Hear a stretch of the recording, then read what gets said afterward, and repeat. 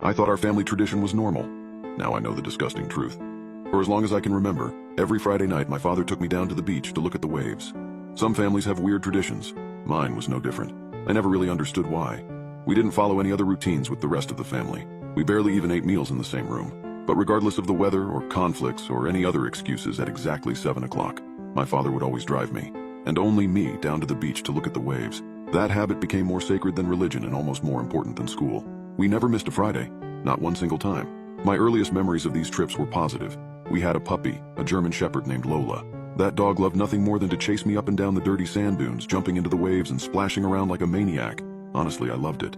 But the older I got, the more Dad's weekly trips became a burden to my social life. I missed birthday parties. I missed just sitting at home after a long week of school and relaxing. When I was 13, a cute girl in the 8th grade asked to work on a project with me after school. Friday was the only day she could do it.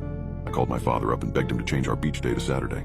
Just once I pleaded just that week, but he just said no, come home, and hung up the phone. His curt response made me furious. I was not the type to disrespect my father, but at the same time I was a teenager. Hormones pumped through my veins. The idea of a big kid like me playing with his father at the beach seemed stupid and childish. I hated him for making me go. So for the first time in my life, I ignored my father's tradition and stayed at school until well past 6. Sadie and I were in the cafeteria putting the finishing touches on a diorama when the raspy voice of our principal kicked on through the loudspeakers. Matt Richardson, if you're in the building, please report to the principal's office immediately. I cursed. Sadie giggled a bit. I picked up my books and slammed them into my backpack, promising to see her Monday, as a powder keg of rage built up inside my gut. I paced the empty halls once or twice just to calm down, before I waltzed into the principal's office to find my father red-faced and furious. A perfect recipe for disaster. Get in the car, now! We have to go! He fumed and turned to the principal. Thank you, Bill, for the announcement. We're late for soccer practice. My father grabbed me by the collar the moment we left the office. Then he nearly sprinted out the door, dragging me with him. I felt humiliated. The time on the dash read 7:05. Soccer practice, Dad? I repeated when he got in the driver's seat. Really? We're lying about it now? My father swerved the car backwards and gunned it through the empty lot. How many times have I told you? He shouted. 7 o'clock, every Friday. We have to be there. This is very important, Matthew. Why would you disobey me? I wanted to scream back. I wanted to ask him why. Why? Who the hell cares if we miss one beach day? Who cares if we go at all? Was it really that important to the old man that we spend time together? But I've spent my whole life asking these questions, gaining nothing in response. It's tradition, he would say. Tradition is important. Sadie's pretty face and features lit up in my mind. She would probably forget me by the end of the weekend. She would probably end up dating somebody else. The rage and hormones coincided to build up inside my stomach like a powder keg. I wanted to hit him. I wanted to hit him and make him realize what he had done to me. But I reached out and slammed my fist against the car window instead. The glass shattered all over my knuckles. Warm blood ran over my fingertips. My father's angry expression turned pale. Keep your hand inside, he snapped. We're almost there. We arrived at the beach in the pouring rain and parked by the old prison. My father cut the engine and nearly jumped out of his seat and into the rain. He had one of those flip phones back then, the type that got shitty service too far away from the towers. He danced around dramatically trying to find a signal to place a call. You should have fucking listened to me, Matthew, he ranted. Why didn't you listen to me? The cell beeped unsuccessfully. My father nearly chucked it before he grabbed me by the shoulders and shook. I felt tears well up in my eyes. I know I was too old to be crying. I knew I looked like even more of a baby now, but it scared me to see my father so angry. He never cursed at me. He never shook me. My dad was the type of guy to offer a pat on the back and warm conversation as reassurance. He never acted this way. I pushed him back. I pushed him so hard he fell down to the floor and smacked him elbow on the concrete. Then I stood over him like there was more coming. I don't know what made me do it. I wanted to show him that he was not the only man in the house. I wanted to show him I could take care of myself. But my actions had the opposite effect. My father didn't respect me. He looked terrified. He looked at me like I was an animal. He looked like he didn't recognize me anymore. I started to cry again. My father still held the phone up to his ear from the ground. The fear vanished from his face as a dial tone sounded. Relief flooded in as a responded deep voice on the other end.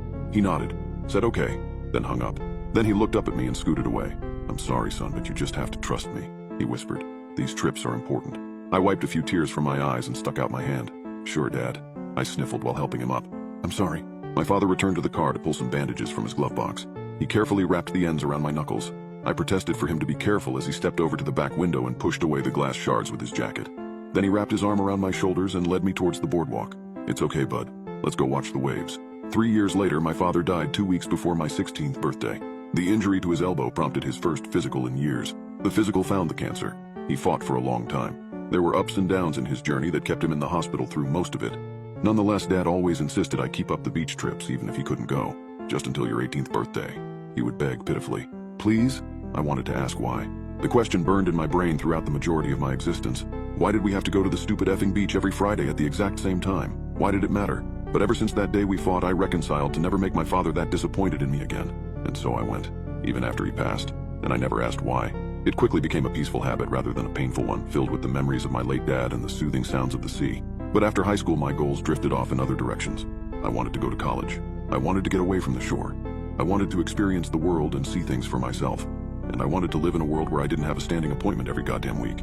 So when my 18th birthday rolled around and coincidentally fell on a Friday, I resolved that night would be my final trip. I drove down to the beach a bit early and set up an umbrella underneath a passing storm. I parked my chair in the sand and watched the waves roll by with a fresh new perspective and lease on life. Part of me welcomed the freedom. Part of me missed it. About 20 minutes later, a familiar voice shook me from my trance. I turned around to see my mother in a sundress. "Your father always intended to tell you this," she muttered as she pulled over her own beach chair. "And a little birdie told me today is your 18th birthday." I smiled and stood to give her a peck on the forehead. This made me think, did she know the reason for the tradition? "Back in the 80s, she said while sitting down. "Back in the 80s, your father and I liked to go out to the bars and drink. I know that probably sounds weird to you now, but we were young, and your father was a hell of a dancer." I laughed. She didn't. One night, we went to this beach bar on the edge of town and we got into a fight. Mom allowed herself a small smile. "It was one of those bad but stupid fights, you know? I don't even remember the reason. I think he said something mean about my friend." She paused and caught her breath. "Anyway, we got separated. Your father marched off to the bar and got caught in line ordering drinks. I stormed off to the bathroom to drive home my point. I wanted to make him feel it, you know? But on my way out of the toilet, a man stopped me." She looked at me pensively. He had long black hair, kind of like yours. A broad jaw, kind blue eyes, denim jacket and denim jeans. "Very handsome," she sighed. "I talked to the man for a while, and when your dad didn't come back, I followed him outside for a cigarette." My mom looked stressed, almost as if she was on the verge of tears. I didn't stop her to ask why. Maybe I was naive. Maybe I thought nothing bad could happen. I was born in this town. I grew up in this town. I knew everyone but him, and something about that face just seemed so mysterious. He was new. Fresh blood. My mother looked away as tears started to fill her wrinkled eyes. I don't remember the... He smacked my head so hard on the car door that I passed out. I woke up in the parking lot, and I'm thankful for that. The other girls were not so lucky. She stared at me, suddenly becoming stoic. 6 in total, but only 1 became pregnant. You were born 9 months later. A healthy, happy baby. I felt the color leave my face. No. I wanted to scream the word 1,000 times. No, no, no. Your father and I attended the trial. I testified. Jeremy was convicted and given a life sentence for 6 rapes and 2 homicides. He served his term at the Hook Correctional Facility. She turned and slowly pointed towards the prison. My world collapsed around me. "Why, Mom? Why am I here?" My mother couldn't hold in her sobs any longer. "Honey, he knew about you. I don't know how." She choked. "He said he could hurt you. He said he could kill you. Even from the inside, you know, he said he had friends. We couldn't take the chance. We couldn't. We couldn't. No one could know. No one." Her voice trailed off as my hand squeezed around hers. The rage and horror in my stomach turned over and over again, but I didn't say anything. "All he wanted," she coughed and regained her composure. "All he wanted was to see you. Once a week, Fridays at 7. That was when the warden gave him time by the window. Once a week until you're 18. My heart felt dead in my chest. I looked down at my watch to see the time. 7 o'clock on the dot. The long row of windows in the prison behind us had been dark the entire night. But as I looked closer, one room was brightened by the flick of a light. Sitting at a table was the gaunt outline of a man with long black hair, looking out towards us on the beach. 2 armed guards stood by his side. Our eyes met for a moment. Everything in my entire existence turned foreign in that one singular second. My mother sobbed and turned away.